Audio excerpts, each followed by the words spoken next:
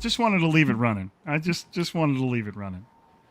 What's going on, everybody? Welcome to Striking Gold, your 49ers podcast on the Blue Wire Network. My name's Rob Lowder. Yeah, occasionally credentialed media. Covering the San Francisco 49ers. Also doing the same thing for NinersNation.com is Kyle Posey, the handsome man right next to me. KP, it is Monday. We are back at it again. I mean, kind of like, is today like... What were we doing the last pod? Last pod, we had the schedule. So it almost feels like today is like the first where we would need to really embrace the offseason, and we're ready for the what is it, the 2-month grind?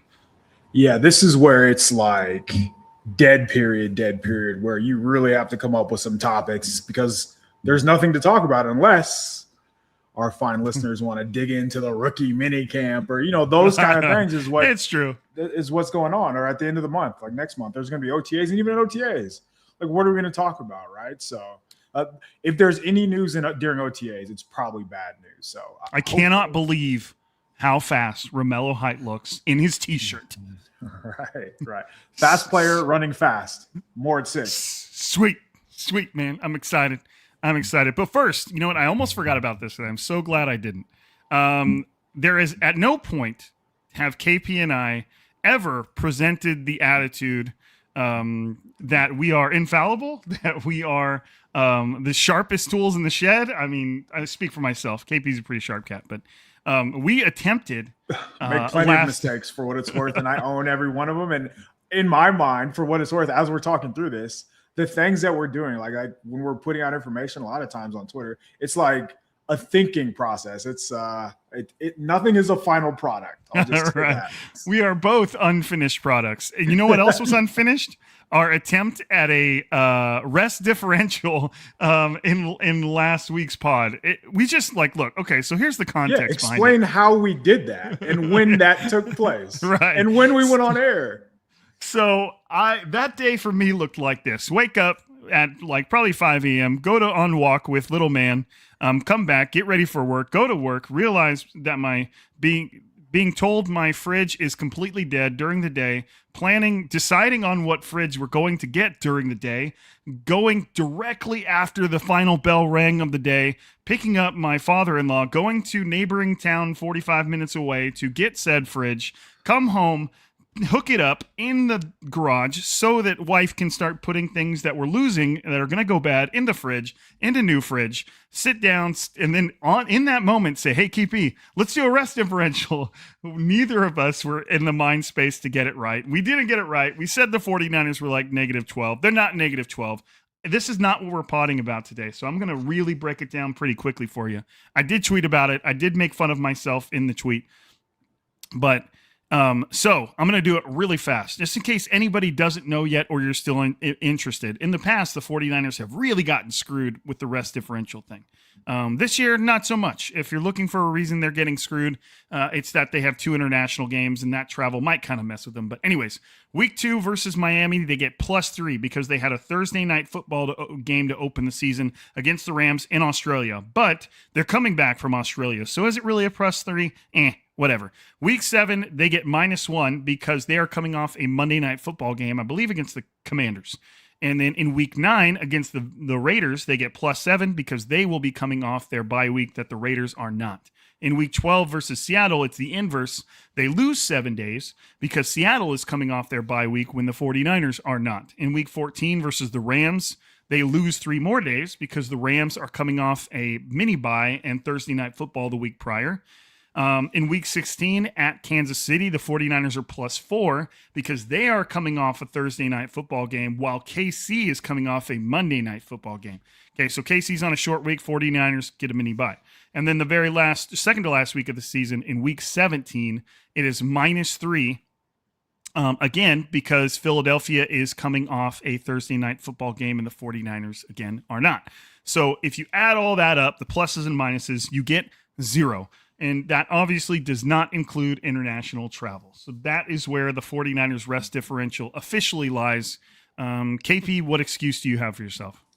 No, I mean, we did it 20 minutes before. So, okay, all good. But I mean, if you really want to, I've seen a few different people have different numbers. And that's not to make excuses for us by any means. Like, I'm over that. I don't care about that. I'm over that. That whether it's +3, 0, -1, whatever it may be. I've seen numbers all over the place. And I thought that was kind of interesting. But again, like we're talking about, like if it is 0, if it is 3, if it is -3, I feel like mostly negligible at this point. Yes, very much so. Okay. So on to the official topic at hand. One of the things I like to do every offseason, and KP is now joining in since he's here on a episode-by-episode basis, is the roster rundown series where we go through and we break down each position on the roster, give our thoughts on it, any roster competitions that are going on there, anything that's kind of a question mark, any talking points from every single position. That way, kind of by the end of this, we'll probably like culminate it with like, I don't know, like a 53-man roster prediction or something like that. And, you just feel like you know the whole thing really well. Last year, the last episode of the roster breakdown was right before training camp started. So I think we're going to be a little earlier than that this time, but that's probably for the better. We'll get into some training camp topics before training camp actually starts and all that good stuff. But KP, we're starting it off. Most important position at football, quarterback. Who's on the roster? You got Brock Purdy, Mac Jones, Curtis Rourke, and Adrian Martinez out of Clovis West High School. There were no additions and subtractions really to speak of. And what are the talking points, man? Big year that's my first thing on here is that it's a big year for Brock. It's a big year for Brock because if you're looking at the offense as it stands right now, you don't have a George Kittle. You lost to George Kittle for now. There still seems to be the idea floating around that he could be ready for week 1. I'll believe it when I see it. But they might have lost to George Kittle for now, but they gained to Mike Evans. They gained to Christian Kirk. As of now, they've gained a healthy Ricky Pearsall. They've gained to Deshaun Stribling. They've got Christian McCaffrey and then the running backs behind him. So to me, at least as of now, things are setting up to where there should be no shortage of weapons for Brock Purdy to throw the ball to, and he now has one of the best man beaters in the NFL in Mike Evans. So where are you at with Brock Purdy, and just where are you at with Brock Purdy? I think I'm interested to see how he looks with a different set of weapons, like an entirely different cast. So he's going to go from throwing to, well, let's just get this out of the way. It's going to be different with Mike Evans on the outside, right?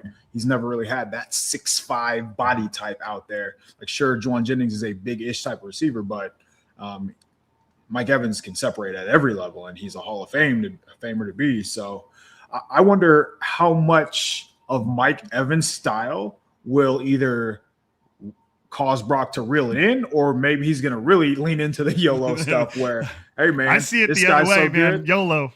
Yeah, like this guy's so 50-50 ball-ish. I'm going to give this dude a chance, and I'm going to allow him to make plays. So I wonder if the different type of weapons, and even Christian Kirk's more of like I would say he's more of a downfield guy in this offense, dribbling, to be determined how he's used. But you would assume with him being more of a speed guy than Juwan Jennings was, is they're probably going to push the ball further down the field. So maybe we see Brock Purdy take a step back in efficiency, but we see the passing game take a step up, like in explosive play rate. So I think that's the most interesting aspect that I'm looking forward to seeing is just how Mike Evans impacts Brock Purdy's style, not his numbers, like not, the box score, but just how he's going to play, because Brock Purdy will forever and always be the playmaking type of quarterback. He's not going to sit, or he's not dropping back to check it down to Christian McCaffrey. He will, but he wants to throw the ball down the field. And the receivers that he's going to be surrounded by, unlike last season, they're going to allow him to do that. So that's really what I'm looking forward to. What about you? What do you think is next for Brock's evolution? Because, we see every offseason, we're always going to talk about turnovers. You're always going to talk about, the quote unquote 4 factors, the key stuff like third downs. What do you think's next for Brock to take the next step? Well, I mean, you already mentioned it. Turnovers is probably the big one for me. I mean, he's never had a bad turnover ratio, but it's always floated right around like what you would deem acceptable, like a 50-50, 20 touchdowns, 10 interceptions. I mean, he also had, does it have his rushing touchdowns on here? I'm trying to see if they've got him on here. It's probably in a different section, but it's always been, last year, not last season, 2 seasons ago, it was 20 and 12. 20 touchdowns, 12 interceptions. The season after that, last season, it was 20 touchdowns and 10 interceptions.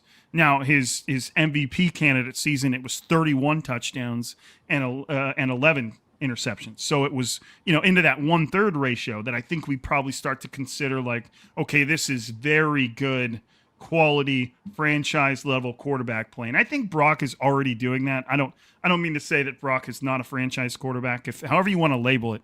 I like the way Brock Purdy plays football. And if you think about the fact that he threw 20 touchdowns in 9 games, which is kind of like, okay, so what is that extrapolated over? It's like 1.8 or something like that. Yeah. That means he's throwing close to 40 touchdowns and 20 interceptions. Sniff 40. Which is impressive. You look at the 40 touchdowns like, man, that's nice. But you'd also look at the 20 interceptions, which football math does not work like that. It doesn't mean both things would double. But you would wonder, like, hey, what can he do to start taking care of the football? And then you also have to push back. I would also have to push that back on myself a little bit, because it's like, look, man, do you really want Brock Purdy to play a different brand of football? Like, you got to be careful with how you tinker with that. It's like, it's almost like you're messing with create a character or something. And if you take something away here, something's got to compensate it over here. If you add this, then you got to lose that type of thing. And I would hate to put too heavy of an emphasis on interception ratio or turnovers with Brock, and then you lose those over the middle throws that are just over the hands of a linebacker, or, those truly like throws that just make, you have to find somewhere down the middle. But to me, that's the biggest thing. The most obvious thing that he can improve is, can you take care of the ball a bit more consistently? It seems like low-hanging fruit, but at the same time, there's so much I like about Brock Purdy's game that there's not a whole lot I would ask him to change. There's not really a whole lot of holes I would attempt to poke at him. I consider Brock Purdy like a top like 8 to 11 quarterback in the NFL, and when you get into that range, there's not a lot of problems with them. It's like they can win the Super Bowl with Brock Purdy. So it's like, how much tinkering do I want to do with the way he plays? Styles win fights, right? Like when you get into that 8 to 11 range, like which quarterback do you prefer? And I'm always going to gravitate toward the one that's going to play with variance, and with variance comes mistakes. We're talking about like the next evolution. I don't think it would be cutting down on the turnovers, because that's just kind of who he is. So he's going to put the ball in tight quarters, which was an issue with Jimmy G. So he didn't even give guys a chance to make plays. And inevitably, like, the ball's not always going to bounce your way. So he did a lot of good things too. So he did have the 5th highest interception rate or interception percentage last season, but he also had the 3rd lowest sack rate. So he's a playmaker, right? He's creating for an offensive line. He's creating for a team that doesn't invest in offensive line. So he's telling them, hey, it's all good. I'm going to make plays for you. I think that matters. So being able to avoid sacks, and it's not always going to be pretty, but when you see him scrambling around back there, more than likely he's going to turn it into a positive game. But at worst, no, I'm not going to say at worst, I would say more often than not, those plays are going to turn into a positive, if not an incomplete pass. And what we did see, like in Carolina, those turnovers tend to come in doses, right? And that's what he really needs to avoid instead of, the one interception, whatever. I think if you're not, you should be good enough. I think the 49ers are good enough to overcome one turnover. It's when they start getting in clumps, when it comes 1, 2, 3. And now you're just like, oh man, like does Shanahan even want to drop back with this guy? So limiting the boneheaded throws to just one. And at the same time, though, like he is 5th highest in catchable percentage. He's 3rd last season in air yards per completion percentage. So he's pushing the ball down the field. He's avoiding the negative plays. If you haven't heard, he's also the best on 3rd down. In my mind, these 3rd things and long, we're excuse talking me. about I'm best on 3rd and long. Let's be specific.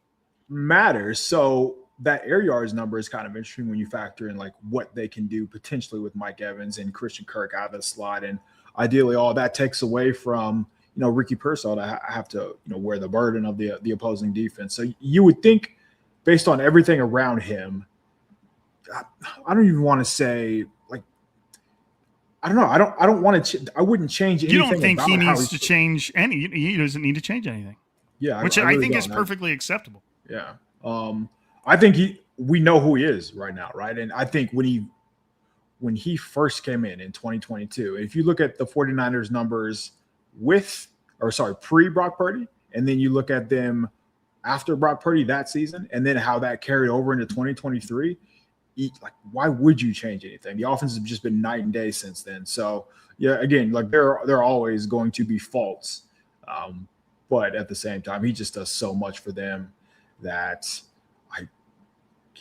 evolution, like that's it almost feels, and I'm not like every coach is going to have a list of things that a player needs to get better at, but I don't know. Like I feel like you'd be kind of splitting hairs if you're not talking about the obvious. The other quarterback that we thought would not be around, Mac Jones. Do you think that window's closed? For trading him, for moving on from him? Do you think Mac Jones will be a 49er? So obviously his contract's up after the season, but do you think at any point during the season, a team will come calling for Mac Jones? Man, it really seems like it would have to be. Well, before we move to Mac Jones, one thing I want to close with on Brock Purdy here, and I think Strawberry Reacts put a good post in here. He says Brock has the highest touchdown rate since coming into the league. And what I would say, and again, this is kind of like a weird kind of fallback. Brock leads the NFL, or is at the top of towards the top of the NFL in so many statistics that it's no longer an anomaly, like the whole Brock story and what he's capable of doing. I think everybody still keeps waiting for some type of fall off. Like it was all just kind of pretend, like, oh, he could only do it for a short period of time. And no, he hasn't been the starter for a very long period of time, but he was the starter long enough to earn a second contract.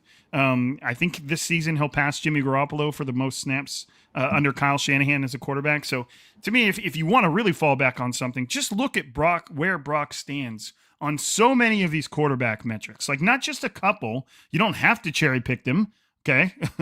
Mr. Third and Long. You can like let him breathe because they're all over the place. There's so few of statistics that Brock is not up in the top 10, the top 5, or even the top 2 or 3 that it's kind of like, okay, maybe he is playing the game the right way. But, on Mac Jones, it's really hard to see that happening at this point. I would have to pull up like a list of every team in the NFL just to see like where they sit. Like for me to even wonder if there's a potential suitor for Mac Jones at this point, there's nothing that just jumps out at me as somebody everybody seems like they handled their quarterback situation in a fairly logical way. This offseason, I didn't feel like anybody was egregious for not coming after Mac Jones. And again, Strawberry React says, I think they're asking too much to move off him, which I kind of agree with. Like, given what Mac Jones did, for the 49ers last year, when the we should trade Mac Jones talk heated up so much in the offseason, I felt like I didn't feel like I was the first to push back on it, but I felt like that was my immediate reaction. Like in my own head was like, well, wait a second here. You're talking about a backup quarterback that came in for your quarterback. And if that brings up another question about Brock Purdy. Maybe he should try, and this might not be a fault of his own, but he's got to stay healthy. And he doesn't stay healthy. He gets injured consistently. He's one of the smallest guys on the field at any time. And you have a backup quarterback capable of coming in and not just going 5-3, but beating he beat the Rams. He came in and helped beat the Rams. You know what I mean? Like he played quality NFL teams and helped the 49ers win. I saw Matt Mayoka recently mention maybe there's a chance that Mac doesn't even leave after this year. And Kawachipto said they expect a 3rd-round comp pick next year for Jones. And I think that's probably going to be the case if there's a team willing to pay Mac Jones starter money. And I'm not exactly sure there's that. And I'm not exactly sure that Mac Jones, what if the 49ers, okay, here, I'll ask you this question and then I'll kick the Mac Jones conversation to you. What would you be willing to pay Mac Jones to stay the 49ers backup just indefinitely? It's tough because I don't value backup quarterback like they do.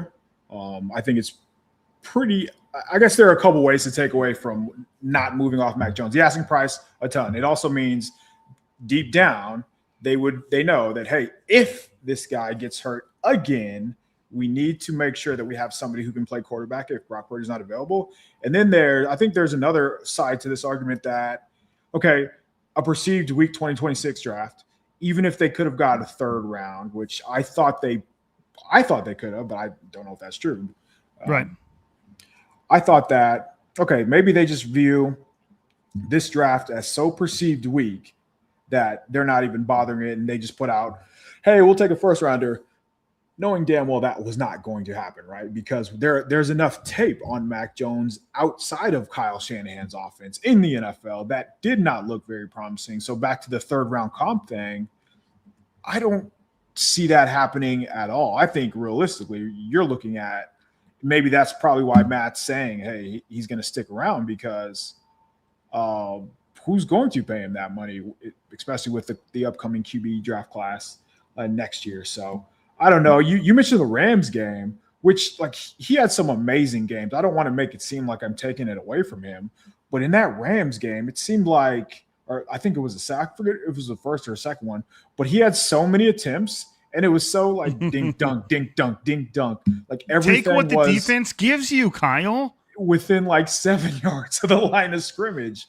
You know that's true because he was throwing to Kendrick Bourne, who is not going to run down the field and separate from anybody. Was that the game? Was the Rams game where Kendrick Bourne had 180 yards against them in Tampa? He went off, and Mac Jones the same way. So how much of that was just the connection, the timing, the scheme, the playbook? All of that. When it comes to your backup quarterback, though, I don't really care what it is. If he goes in there and gets the job done and you still leave with a win against a quality opponent, you do it however you want to do it, man. No, I do not disagree with that. I'm just saying, man, based on everything that we saw Mac Jones do in during that stretch, right, where he got hot, he got white hot, could Curtis Work really not do that? And maybe he can because I saw him practice. So I would have been more inclined to move him for a day 3, for a round 3, knowing that he was going to walk next year regardless. And I wouldn't think I would have moved him this offseason under the understanding that he probably wasn't going to be paid a 3rd-round comp pick you would get in return for. So that's kind of where I stand on Mac Jones. But again, this is coming from somebody who I don't value the position, but also I'm not being paid to value the position. So it's easy for me to say, just move off him for a draft pick when this team would have probably won the Super Bowl or been Super Bowl favorites if they would have gone into the 2022 championship with a full healthy quarterback, or 2022 NFC championship with a fully healthy quarterback. So it's tough. But again, I thought they could have squeezed a resource out of Mac Jones. And now it's, in an ideal world, he never steps on the field again for the 49ers, right? You don't want to see Mac Jones on the field unless it's week 18 against the Cardinals and the game means nothing. The only thing I would say is we're not in, it's kind of a we're not in the building thing. One, we have no idea what Curtis Rourke has looked like since joining the 49ers. We have no idea what those late season practices look like or what they've seen in the meantime, including going into this offseason. We have no idea what another team, if anything at all, teams were offering for Mac Jones. You would think that there would at least have been some type of offer. Some team would have at least looked to add to their room. So it's hard to just say the 49ers should have absolutely traded him. We don't know what they could have gotten for him, and we don't know what what Curtis Rourke is capable of. Now, again, they drafted him. Obviously, they saw something in him. They drafted him knowing he was going to have to redshirt, which is fine. Their quarterback situation's solid. And then, you kind of fast forward. Let's say that Curtis Rourke doesn't necessarily develop to where he's a suitable replacement for like a backup in Mac Jones. And then Brock Purdy gets hurt. And then Curtis Rourke comes in. And then it gets real ugly real fast, like you would expect with most backup quarterbacks. The Mac Jones is the exception. The fact that they brought in a quarterback that was a former and recent first-round pick to come in, to come in and play and win like that. And then so Curtis Rourke comes in. Brock Purdy gets hurt again. Curtis Rourke comes in. I'm knocking on wood for you guys. And all of a sudden, they're just losing games left and right. And everybody's sitting there going, well, cool, man. Is the third rounder you spent on this running back, let's just say that in this other alternate universe where they traded Mac Jones for a third rounder and spent that third rounder on a running back because that's just the way it has to be in 49ers land. Everybody's like, man, we should have just held on to Mac Jones. Like, it's just, it could get out of hand. You know what I mean? This is hypothetical world. We've gone way too far into it, but sure. I can see why the 49ers would hold on to him rather than accept, a day 2 draft pick.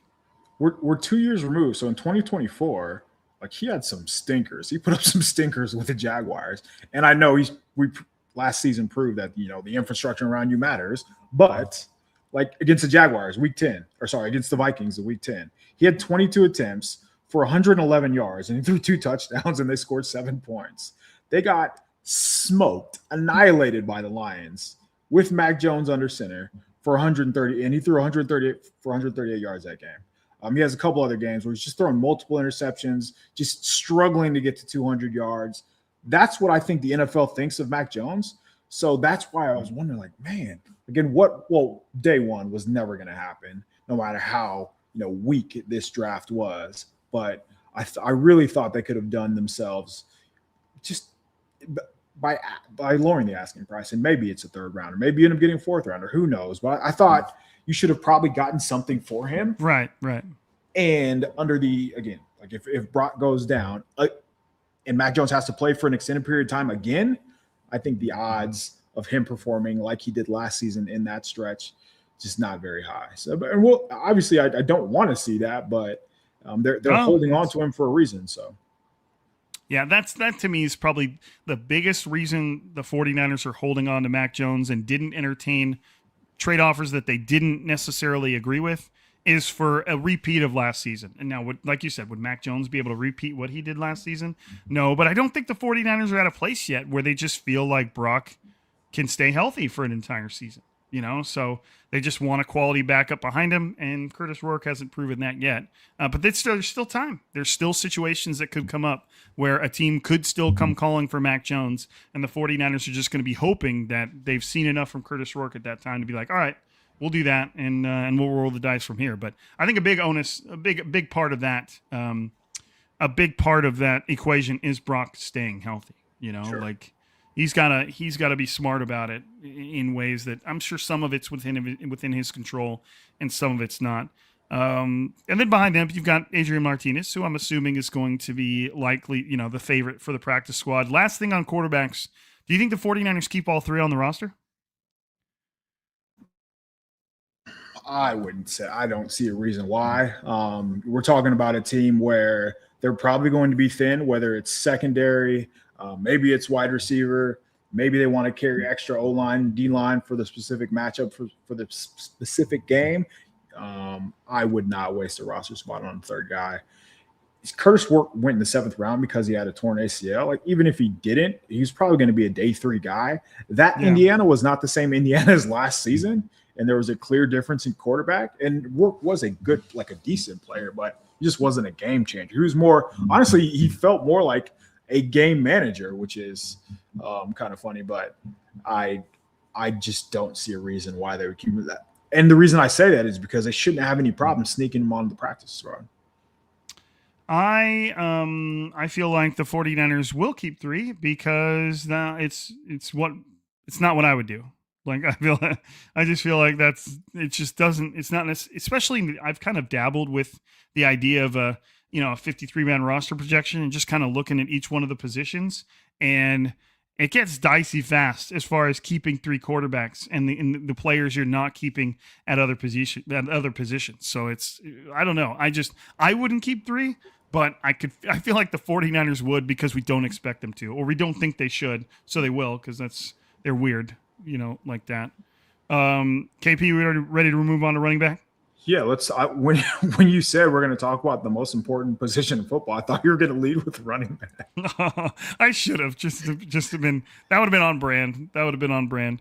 Okay, so we're moving on to the guys that stand next to the quarterback. You got Christian McCaffrey, Jordan James, Kalen Black, Isaac Guerrero, and Patrick Taylor Jr. No, and Sincere McCormick. I almost forgot Sincere McCormick twice.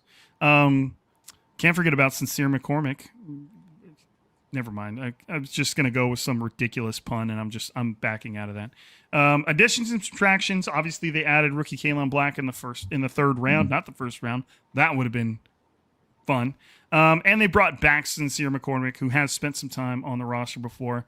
And the obvious talking point, man, is the Christian McCaffrey regression inevitable? And we can lean on Kyle Madsen's article for this. Maybe we'll just lead off with that. And we've talked about this on the pod before. I'll pull it over to here. You know what? Actually, let me try and get a little more fancy with this. There we go. Let me share my screen so you guys can see what I am looking at here. If you are on YouTube, I'm going to share Kyle Madsen's article. There it is. Kyle Madsen of Niners Wire and the Candlestick Chronicles podcast on the Blue Wire Network.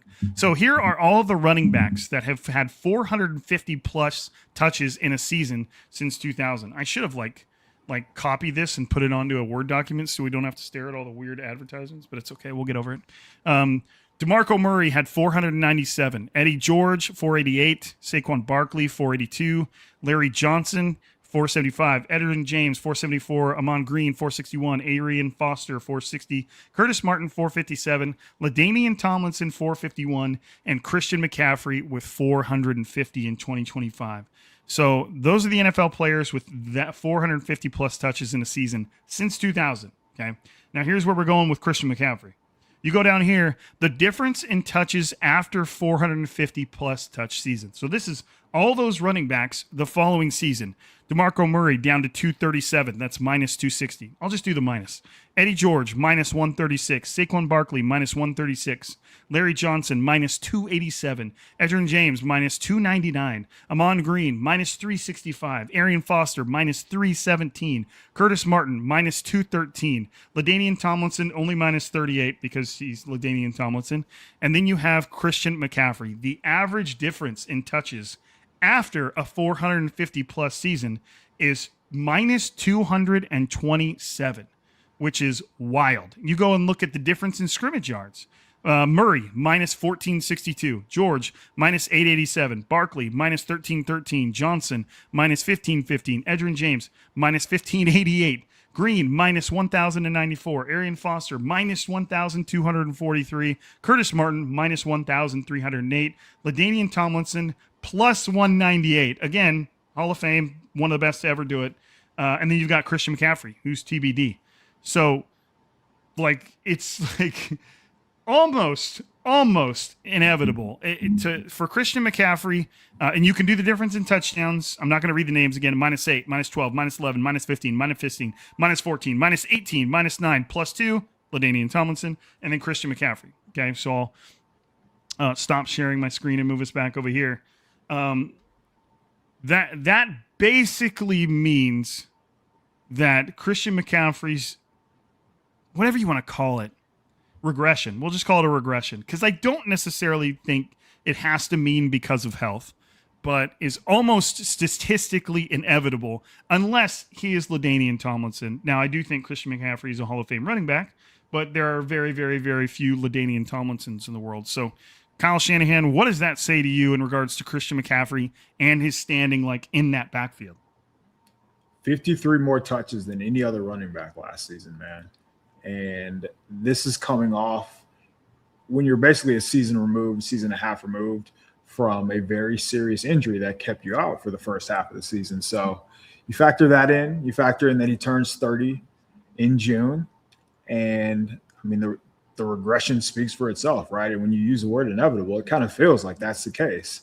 And it's not as if his numbers were like eye-popping last year. So he led the NFL in forced missed tackles, but a lot of that he kind of had to even get yards, to get, I would say, positive yards. There were so many occasions where like he might be able to get to the line, but once it came to like getting through the line of scrimmage, he was fighting for his life every carry. So I think even hearing all of those numbers, it still kind of sells him short for the wear and tear that he took. And we're not talking about somebody who's Derrick Henry size. We're talking about a guy who's 5'10", 205. So he's not a very big guy. That's why I was kind of surprised. I wouldn't have been surprised if they took somebody who was used to taking hits like Kalen Black. But we'll talk about Kalen Black. I would imagine, though, less is going to be more with McCaffrey. We haven't seen that under Kyle Shanahan, so I'm not sure what that's going to look like. He's going to have to trust one of these other running backs, and that has not been the case. I don't think that's true. I think Shanahan really loved Elijah Mitchell, but hasn't liked a running back outside of Christian McCaffrey since then. And he's just looking for somebody who runs with the same style that Mitchell does. And maybe that's why the 49ers were so high on Kalen Black. I don't know what that says about Jordan James. Obviously, Jordan James needs to prove that he can be healthy. But I would imagine McCaffrey, instead of maybe 20 touches a game, it's closer to 15. And then taking away 5 per game will add up over the course of the season. Ideally, it leads to more explosive plays because they could not get off the ground on the ground game. Their ground game could not get off the mat last year. It was rough, whether it was, just staying ahead of the chains, or whether it was, hey, like we need somebody to have a 20-yard run. I don't think that happened until December, which is just so wild. I would not be surprised, though, to see closer to like a 60-40 split. And if that is McCaffrey and then James and Black, may the best man win, however it may be. So he's going to be the passing down back. There's no doubt about that. But I would imagine Kyle Shanahan looks for any and every opportunity to maybe McCaffrey gets the first 2 series and then the other guys get, the third and fourth series, and they just rotate from there and ride the hot hand. Sograz asked, what was Christian McCaffrey's forced missed tackles per attempt? That's probably the better indicator given his volume. Sure. The only thing I could find quickly on Google was the top 8. The top 8, and Christian McCaffrey's not on the list. Ashton Jeanty, Jonathan Taylor, Bijan Robinson, Ramondre Stevenson, Jalen Warren, Cam Scadaboo, and Jahmyr Gibbs and Kenneth Walker. So I have like the percentage in front of me of forced missed tackles per attempt. Yes, like just percentage-wise. So last year, it was 12.2%. The year before that, so 2024 limited action, obviously, it was 14%. In 2023, it was 17.6%, which is like, oh, that's why he was an MVP candidate. So it's dropped, and it's not going in the right direction at all. Compared to other people, let's see. I don't remember how. I'll just go minimum 100. Let's go 150 carries. This is great podcasting right here. Minimum 150 carries. So yeah, he's low. He is low. He's below some backups, and they don't have forced missed tackles per attempt. Yeah, percentage wise. So he, like I said, he's 12.2, but he's outside the top 25. So okay. That's a good point though, because the volume stats are going to be there because he got the ball every other play. They didn't have anybody else to give the ball to. But as far as per attempt, it wasn't anywhere near what he has been, and it was below league average. Now on here, I added the notes. You said is less potentially more when it comes to the less CMC losing some of his speed. Is that referring to the fact that you think that his other skills are going to have to be called into the forefront more than just speed? What are you referring to there? So, I mean, his contact balance is amazing. I don't think that took a step back last season. I think his balance, just his athleticism, will always be S tier, and that's what's allowed Christian McCaffrey to be Christian McCaffrey. But I think at the same time, you can't watch him without acknowledging that he's just not as fast as he once was. The 30-year-old isn't as fast as he was when he was 25. Who knew? After all the wear and tear and the injuries. But if you look at the actual data, so his average speed at the line of scrimmage, which kind of just tells you how quickly he's building up a burst. In October of 2025, that was 9.41 miles per hour. In 2023, which we're going to keep referencing because that was the pre-injury, it was 10.53. That number that I referenced, the 9.41, that was the slowest since 2018, since by 0.28 miles per hour. Since him or anybody? McCaffrey. Oh, okay. Not every running back to ever grace the NFL since 2018. I was like, damn. And then the top speed for McCaffrey last season was 17.3 miles per hour. So that was, again, the slowest of his career because he's used to having 20 miles per hour carries where he just outruns everybody. That wasn't the case. So you could kind of see it. Like he never really reached top speed like we're used to seeing CMC.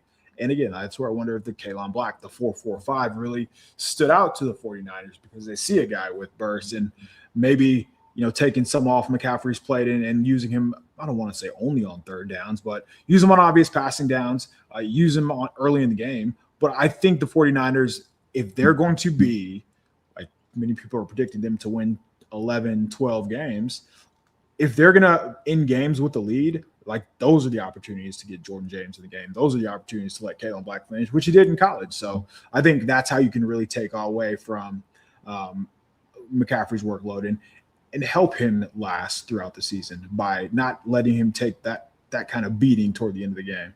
Now, the 49ers' fifth-round rookie tackle is currently running faster than Christian McCaffrey. Barely hit 20 miles an hour on a play. All right, let's talk about the guys behind him. I mean, we don't even know. No, we're not even assured who the next man up is. We've heard the 49ers really like Jordan James, yet somehow he never saw the field last year. Only when a playoff game was well out of hand and Seattle was putting in their backups did James come in. And everybody was like, man, he looked great. I'm like, well, okay, this is kind of more akin to preseason football than it is real football at this point in the game. And I'm not saying James isn't great. I'm just saying I feel like I don't know anything about him. Right. The 49ers just drafted Kalon Black in the third round. So to me, that's a little bit of an indictment on how much they might love Jordan James, because if you really love Jordan James, would you really feel like you needed to make another third-round investment in a running back? And my answer to myself is maybe yes, because the 49ers are just that weird in the third round. So whatever. But do you think this is a legit competition in training camp? Like if you and I are there standing on the sidelines watching training camp, do we think either of these guys is like the bona fide number two, or is it up for grabs? I actually do think they're going to fight for it.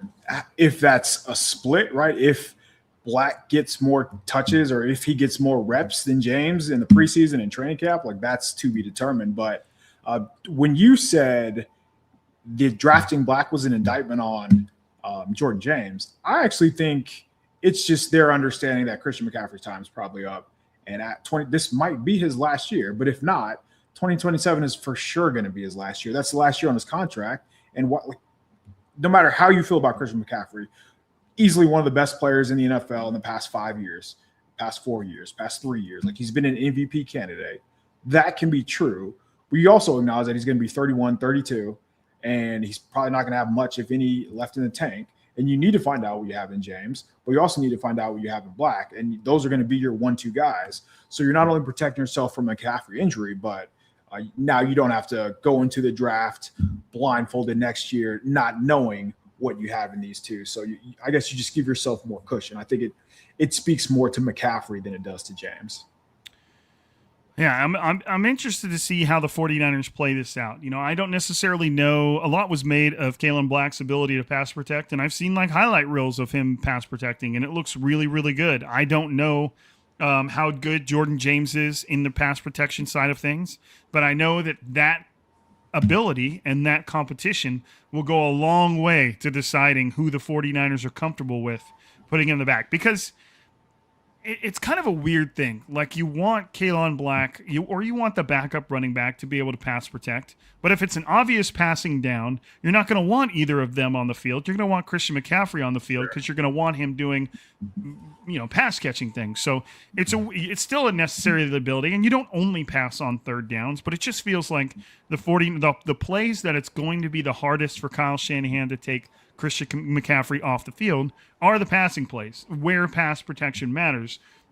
So it's kind of a, somewhere weird in between this relationship. It's I'm looking forward to seeing it. I think that's a bare minimum. I'm looking forward to seeing how these two operate. And there's something, I don't want to say it's excitement. That's not the right word because I would much rather prefer that Christian McCaffrey stay healthy. But it would be an interesting development. I'm just going to say that. If Christian McCaffrey were sidelined for, let's say, 5 games, and then all of a sudden you had this, these two running backs, these two young running backs that have just been added. Jordan James is obviously entering his second year, but he might as well be a rookie given how much he played his first season. Now you've got these two young running backs that maybe Kyle Shanahan goes back to kind of not his roots, but goes back to like, the Texans, or excuse me, the Falcons, where he's just using both of them back and forth. Boom, boom, boom, boom, boom. It would be interesting to see if we fell into that situation. I'm just trying to say that there'd be no way that I'd remove Christian McCaffrey to do that, but it would open up a different, view of the offense. Yeah, I mean, you're going into the season with 2 running backs before Kalen Black was drafted. Now you're guaranteeing yourself 3, because if they felt like they had 3, Isaac Guerendo, they would probably have used him at literally any point in 2025. The fact that Guerendo was booted off kick returns tells you all you need to know about how they feel with him handling the ball. So couldn't get on the field. I know Shanahan said he would have been McCaffrey's backup if he went down. That sounds good. It's so easy to say after the fact, knowing that McCaffrey never went down. But you're putting yourself into a situation now. In the event that McCaffrey does, you do not have to rely on Guerendo as a runner, as a pass catcher, whatever it may be. So I think I'm more interested to see, who's more of a complete back. And Kalen Black came out of the draft with the understanding that, he's really good in pass protection. He knows where to go, but I wouldn't say like he's a plus blocking back. But at the same time, who knows what they have in Jordan James? I'm not sure they know what they have in Jordan James, which is another reason why you draft a running back in the 3rd round, understanding the season that McCaffrey's coming off. So a lot of signs point to the reasons why they did it. It still doesn't make it the right one. Not that matters anymore. But if James can be just serviceable, man, if James can turn out to be give you 80% of what Alfred Morris was able to do in this offense, that would be. What about a Jordan Mason?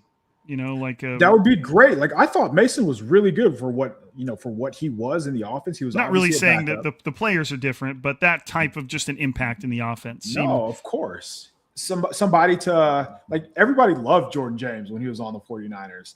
So I know he had the fumble or whatever, but when he was running the ball, you could tell that he made a difference. He had a couple big plays, and it doesn't have to just be big plays. Jordan James just needs to be consistent, right? He just doesn't need to make the same mistakes that Brian Robinson made. I was very surprised to see Robinson when he was running the ball last year. I just expected so much more from him, and I felt like he left a lot of meat on the bone. So it wasn't surprising to see them move off him and go to a rookie, because he wasn't even getting what was blocked for him. And that's one of the things that they said they liked about Kalen Black, because he's just so fast. He's going to be able to run out of negatives. But Brian Robinson, he just didn't have the same kind of speed and didn't have the same kind of juice, the burst.